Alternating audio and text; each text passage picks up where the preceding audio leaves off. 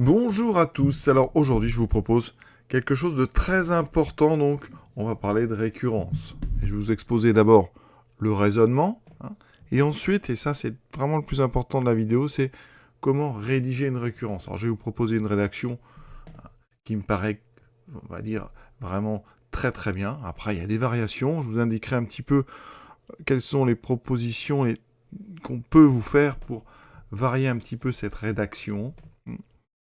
Et on fera ça au travers d'un exemple ici que j'ai choisi. On a une suite définie par récurrence, donc on vous donne U0.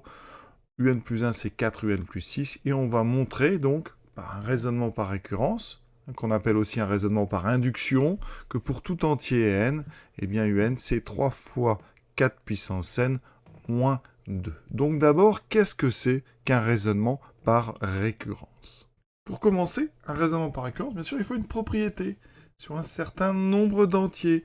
Donc, on va considérer donc soit Pn, donc une propriété.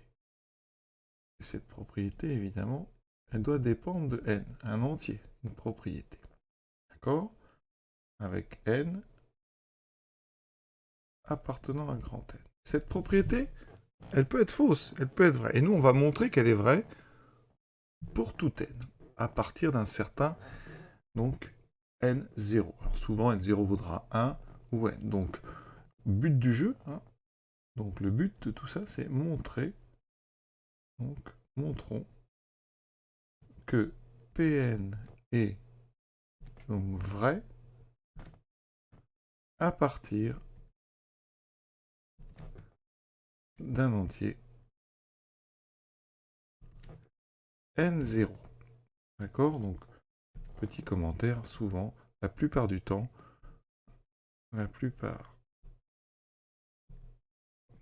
donc n0 est égal à 0 ou n0 est égal à 1. Le raisonnement par récurrence, il tient en très peu de choses. Tout d'abord, on doit vérifier que la propriété est vraie pour n0. Donc ici, Pn0 est vrai. Ensuite, on doit montrer que, quel que soit n, donc plus grand que n0, alors bien sûr, n est un entier, eh bien, on doit montrer que Pn, vrai, implique Pn plus 1, vrai. D'accord? Alors souvent, pour éviter le mélange entre le n qu'on a utilisé pour écrire la propriété et notre raisonnement, eh bien ici, on ne va pas utiliser la lettre n.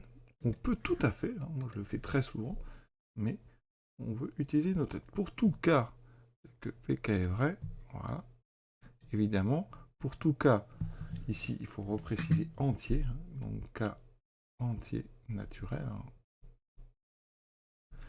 eh bien, ça s'appelle l'hérédité. Donc, cette étape ici, c'est l'hérédité. La première étape s'appelle l'initialisation. Et bien, avec ces deux choses-là, eh bien, on peut en déduire, et c'est ça le principe de récurrence, que eh bien, la propriété, elle est vraie. Pour tout n donc, supérieur ou égal à n0, la propriété Pn est vraie. Voilà le raisonnement par récurrence. Une initialisation, une hérédité, et avec ça, vous avez donc la propriété qui est vraie pour tout n supérieur ou égal à n0. Les choses donc à préciser, c'est que ce n0, la plupart du temps, je répète, ça sera 0, dans la plupart de nos raisonnements, parfois 1, qu'ici, l'utilisation de la lettre K n'est pas utile, on peut très bien garder la lettre N, mais au départ, parfois ça permet à certains élèves d'arriver à faire un petit peu la distinction entre la conclusion de notre démonstration et le raisonnement, parce que ici, on va être obligé de faire une hypothèse de récurrence. Cette hypothèse de récurrence, elle est ici, cette étape ici. Quand on va supposer que PK est vrai, c'est ce qu'on appelle l'hypothèse de récurrence. Et là, ici, ça va être notre but, l'objectif de l'hypothèse de récurrence. C'est-à-dire qu'il va falloir réussir à montrer qu'on peut passer de l'hypothèse de récurrence à notre but, c'est-à-dire que la propriété est vraie au rang suivant. Et parfois, effectivement, on préfère utiliser une autre lettre que n, mais je vous répète, on peut très bien utiliser la lettre n dans tout le raisonnement. Hein. Donc nous, la plupart du temps, comme n0 vaudra 0, le principe se résume à, donc P0 est vrai, quel que soit n, donc antinaturel bien sûr, eh bien Pn implique Pn plus 1, eh bien ça implique que, donc pour tout n antinaturel, Pn est vrai. Vous voyez, la plupart du temps, ça se résume donc à ça. Ici, initialisation pour n égale 0, vérification de l'hérédité, la transmission d'un rang au suivant, et conclusion, la propriété est vraie pour tout n. Traduction avec l'escalier. Vous imaginez ici un escalier. Évidemment, c'est un escalier avec une infinité de marches. Eh bien, ici, on a la marche, donc n égale 0, n égale 1, n égale 2. Pour montrer qu'on peut aller sur n'importe quelle marche, eh bien, on doit montrer qu'on peut, ici, se mettre sur la marche n égale 0, et qu'on peut ensuite passer d'une marche n à une marche n plus 1. Et avec ça, eh bien, le principe de récurrence nous assure qu'on peut monter sur n'importe quelle marche. Effectivement, à partir du fait que vous pouvez vous mettre sur la première, vous pouvez vous mettre sur la deuxième, puis sur la deuxième, puis sur la troisième, etc. Hein. Et ça, avec une propriété des nombres entiers, eh bien, on peut, comme ça, en conclure qu'on peut monter sur n'importe quelle marche. Et donc, ce raisonnement par récurrence, ou je répète raisonnement par induction, eh bien, il est lié à une propriété des entiers. Donc maintenant, dans mon exemple, comment ça va se passer? Parce que c'est bien un raisonnement comme ça, c'est joli, mais après, la rédaction pose toujours de gros problèmes à tout le monde. Deuxième phase, donc ici maintenant, comment rédiger? Alors il y a plein de façons de rédiger, donc je ne vais pas vous imposer une façon de rédiger, je vais vous en proposer une. Hein, et en fonction de la difficulté de ce que vous avez montré, vous pourrez l'assouplir, en tout cas, l'alléger un petit peu. Alors, ici, une première chose qu'on peut faire pour débuter en encadrement, c'est d'abord écrire ce qu'on veut montrer. Donc ici, on veut montrer, et vous écrirez à chaque fois, hein, on veut montrer, ça je pense que c'est indispensable, que, eh bien, alors, ici, un conseil, quand on a comme ça des choses très compliquées à démontrer, on peut donner un nom, c'est-à-dire appeler la propriété Pn. Donc on veut montrer que, eh bien, la propriété Pn, et vous la citez ici, voilà, donc ça dépendra de l'exercice. Ici, donc vous écrivez la propriété, et on veut montrer que la propriété Pn est vraie. Et vous écrivez ici, donc pour tout n, alors, appartenant, donc nous, on va mettre grand N, puisqu'ici, on va considérer qu'on va montrer pour n égale 0. Si vous voulez éviter les écritures, donc ici, formelles, donc vous allez écrire en français, la propriété, on veut montrer que la propriété est vraie pour tout entier naturel. D'accord? Et s'il y a besoin, vous mettrez super ou égal à 2, super ou égal à 3, super ou égal à 1, etc. Donc ça, d'abord, on écrit ce qu'on veut montrer. Ensuite, vous écrivez initialisation. Et là, vous montrez que dans mon raisonnement, P0 est vrai. D'accord? Deuxième étape. Vous écrivez hérédité. Ensuite, vous écrivez l'hypothèse de récurrence. Vous n'êtes pas obligé d'écrire hypothèse de récurrence. Donc vous prenez soit... Alors, si vous débutez dans la récurrence que vous avez peur de vous mélanger, vous prenez une autre lettre, on prend soit K appartenant à N. Voilà. Supposons que PK est vrai. D'accord? Et là, vous pouvez écrire évidemment à côté, justement, la propriété PK. On pense bien à écrire le but. Quel est l'objectif? Il faut montrer que, en supposant que PK est vrai, dans ce cas-là, PK plus 1 est vrai. Donc ici, on pourrait écrire montrons que PK plus 1 est vrai. Et là, vous écrivez la propriété, pour bien savoir quel est votre objectif. Ensuite, eh bien, vous montrer que PK implique PK plus 1. Vous indiquez ici, eh bien donc, la conclusion de cette hérédité. Vous venez de montrer l'hérédité. Qu'est-ce que l'hérédité? Eh bien, ici, en fait, en montrant l'hérédité, vous avez montré que pour tout cas donc, appartenant à grand N, eh bien, PK implique PK plus 1. D'accord? Vous voyez bien qu'ici, les deux choses que j'ai écrites en bleu, ce sont les deux conditions qui permettent eh bien, d'arriver à notre conclusion. Donc après, on pense bien, et ça c'est très important, à faire la conclusion. C'est très important une conclusion. Et moi je vous invite aussi à écrire à cet endroit-là, par exemple, hérédité, donc vérifier ou démontrer. D'accord? Conclusion. Eh bien on écrit toujours la même chose. La propriété est vraie, alors ici pour n égale 0. Si c'est pour n égale 1, vous mettez pour n égale 1. La propriété, elle est héréditaire. Donc, par récurrence, cette propriété, eh bien, elle est vraie pour tout n appartenant à grand N. Et même, je vous invite à recopier cette propriété. Donc, voilà un petit peu la rédaction. Et on va évidemment faire ça, l'appliquer sur notre exemple.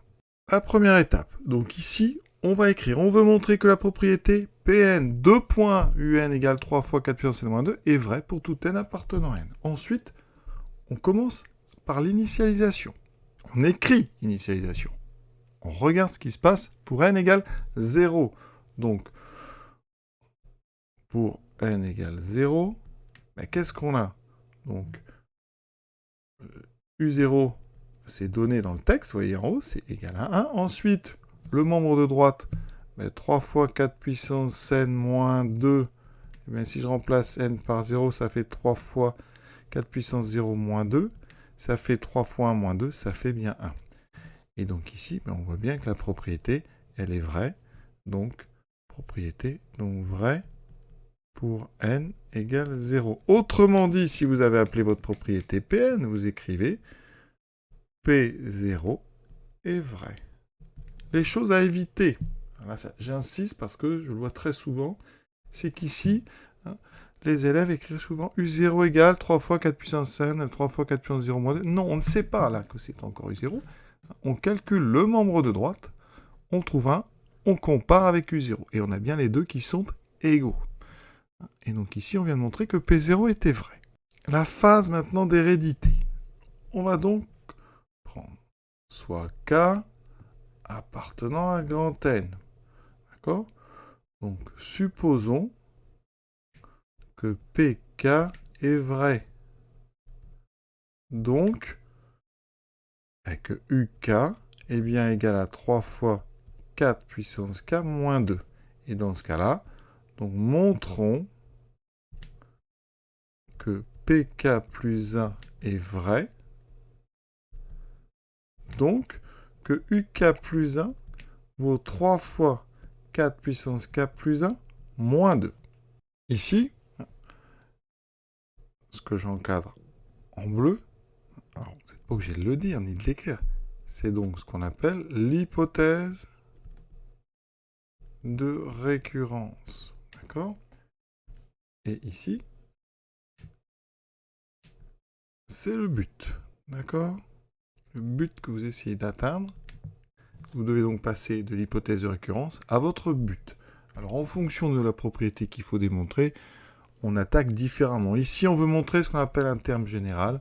On va partir de la relation de récurrence qui est donnée dans le texte. Elle est donnée. Donc ici, on part de la relation ici. Alors, ici, j'ai choisi la lettre K dans mon raisonnement.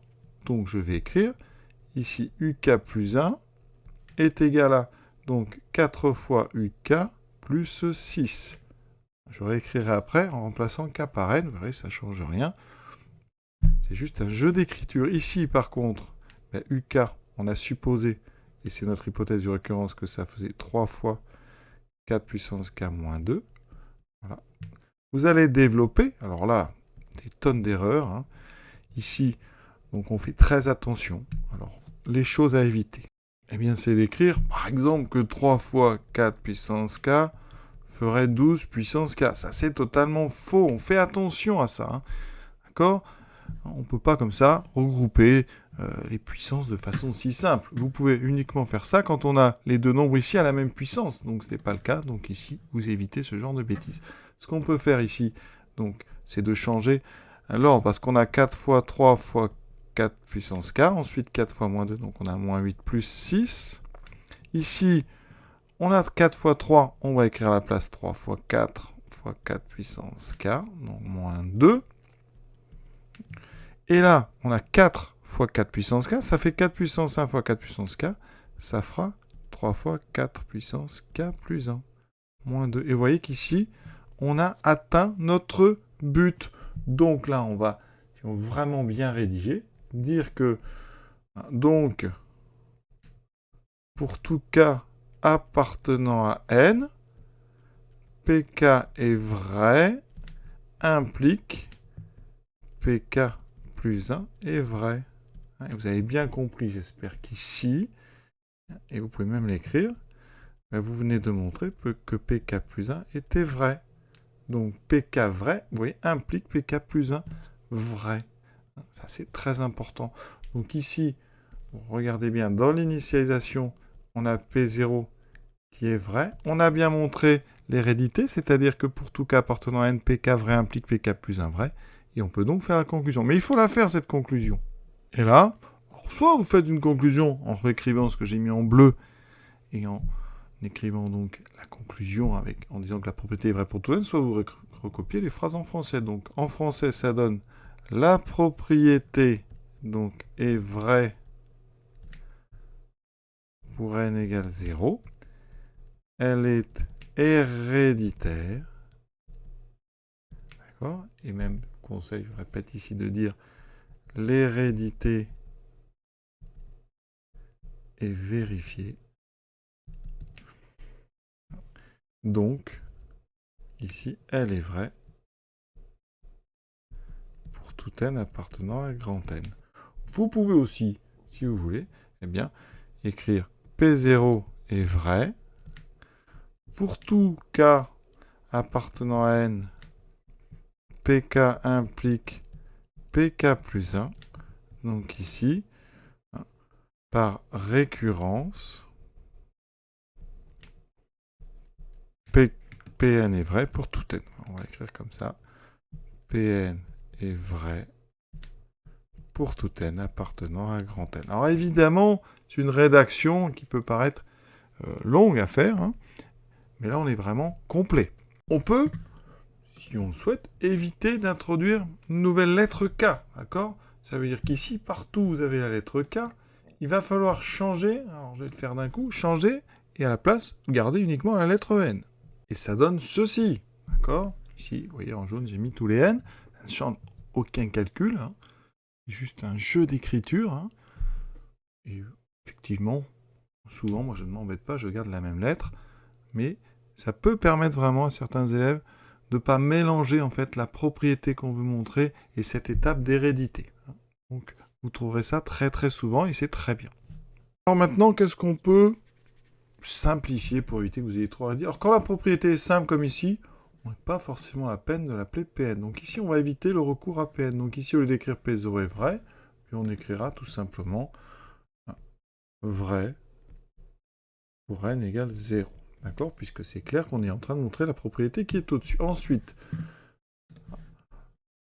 l'hypothèse de récurrence, vous n'avez pas le choix. Hein. Il faut supposer ici donc, que la propriété est vraie. Donc on ne va pas écrire supposons que Pn est vrai, on va supposer, dans ce cas-là, supposons que Un est égal à 3 fois 4 puissance n moins 2. Vous voyez ? Je ne suis pas obligé évidemment d'écrire l'hypothèse de récurrence. Ensuite, ici, au lieu d'écrire montrons que Pn plus 1 est vrai, on peut écrire, et là, moi je vais l'écrire ici, on peut écrire, d'accord, supposons que, et là vous pouvez mettre à côté juste but. But, c'est donc de montrer que Un plus 1 égale 3 fois 4 puissance n plus 1 moins 2. Vous pouvez l'écrire à droite, mais il faut que ça soit clair. Je vous conseille aussi de l'encadrer comme ça. On fait bien la différence entre l'hypothèse de récurrence et le but. important. Vous pouvez même écrire but, comme ça, vraiment, on sait que c'est quelque chose qu'on veut atteindre. Hein. Donc, vous ne perdez pas de vue que l'objectif étant, évidemment, de passer de l'hypothèse, ici, au but. Et après, le travail, ici, est le même. Il n'y a aucun changement. Évidemment, ici, on ne va pas écrire Pn plus 1 est vrai, puisqu'on a choisi de ne pas donner de nom à cette propriété. Ensuite, eh bien, ici, on ne va pas écrire ceci. On va écrire l'hypothèse, enfin l'hérédité, et vérifier. C'est important de bien montrer que vous avez réussi à atteindre votre but. Donc, il faut que l'hypothèse apparaisse clairement, que le but apparaisse clairement, et qu'on comprenne à ce moment-là que vous avez bien montré l'hérédité. Ensuite, la conclusion, mais elle, vous allez écrire la phrase « La propriété est vraie pour n égale 0, elle est héréditaire, donc elle est vraie pour tout n appartenant à n ». Et voici un petit peu ce qu'on attend de vous. Alors évidemment, à la place de but, hein, souvent, on écrit plutôt, alors je vais écrire ça, une couleur quand même visible, on écrit plutôt, donc on doit montrer que, ou montrons que, d'accord. Et c'est quand même important que vous écriviez clairement que l'hypothèse de récurrence, ici, c'est une hypothèse, donc c'est pour ça que le mot supposons il est important, supposons que, d'accord. Et ici, de bien écrire quelque part, on doit montrer que. Hein, parce que souvent, dans les copies, il y a des UN, il y a des UN plus 1, on ne sait plus trop ce que vous avez supposé, ce que vous considérez vrai, ce que vous devez montrer. Et en fait, il n'y a plus de lien entre les différentes lignes. Donc très important, vraiment clairement, d'indiquer donc votre supposition, d'indiquer votre but. Alors soit vous écrivez but clairement, soit vous écrivez on doit montrer que. Vous pouvez écrire aussi objectif, hein, ça dépend évidemment du vocabulaire que vous choisissez, mais il faut que ça soit clair. Et ensuite, eh bien, votre démarche, hein, moi je vous conseille de mettre un petit espace, là, ici, hein, pour vraiment qu'on comprenne qu'à ce moment, vous êtes en train, justement, eh bien, d'entrer dans la phase de démonstration de l'hérédité. Hein. Vraiment commencer à avoir des raisonnements sur votre copie qui sont clairs, c'est-à-dire qu'on arrive à avoir une structure rien qu'en les regardant. Hein, ça, c'est important parce que les copies sont souvent une suite de lignes et on ne sait pas trop hein, si l'élève est en train de faire l'hypothèse, s'il a conclu. Hein, c'est pareil, pensez bien à mettre l'hérédité vérifiée ou alors quelque chose qui montre qu'à ce moment-là, vous avez atteint votre objectif. Ne pas s'arrêter uniquement au moment de l'objectif, vous dites que vous l'avez atteint. Qu'on comprenne bien que vous avez terminé le raisonnement, que vous n'êtes pas finalement arrêté parce que vous n'arriviez pas au bout. Et ensuite, c'est capital, faire une conclusion propre. Il faut absolument faire une conclusion, et c'est vrai d'ailleurs dans chaque type de question, toujours bien aller du début à la fin. C'est pas parce que vous avez réussi à atteindre le but qu'il faut s'arrêter, il faut aller jusqu'au bout dans votre rigueur. La rigueur, c'est vraiment d'être capable d'aller du début à la fin en rédigeant toujours de façon propre, claire et nette. Chaque prof va avoir ses exigences, eh bien vous les respectez. Il faut que vous adoptiez comme ça une présentation qui sera toujours la même. Vous allez vous y retrouver. Hein, et en plus, même si vous n'allez pas jusqu'au bout, souvent on va mettre des points parce que on comprend, vous avez compris la structure même du raisonnement, mais que vous n'avez peut-être pas réussi à faire une étape, ça peut arriver. Mais important que l'initialisation soit faite de façon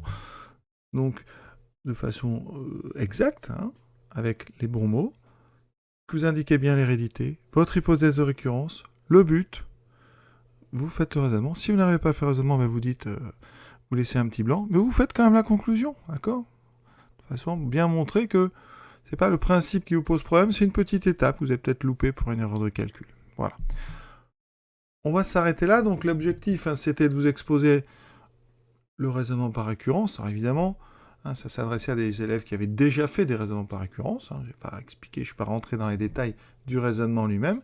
Hein. C'était vraiment une vidéo de synthèse sur donc qu'est-ce que vraiment le principe de récurrence, ce raisonnement de récurrence, raisonnement par induction, et comment est-ce qu'on peut le rédiger de façon à faire ressortir les étapes importantes de ce raisonnement et à y voir un peu plus clair. Voilà. Je vous souhaite une bonne fin de journée à tous en espérant que ça vous ait permis d'éclaircir ici ce point très important. Voilà. Je vous souhaite une bonne fin de journée à tous. À bientôt.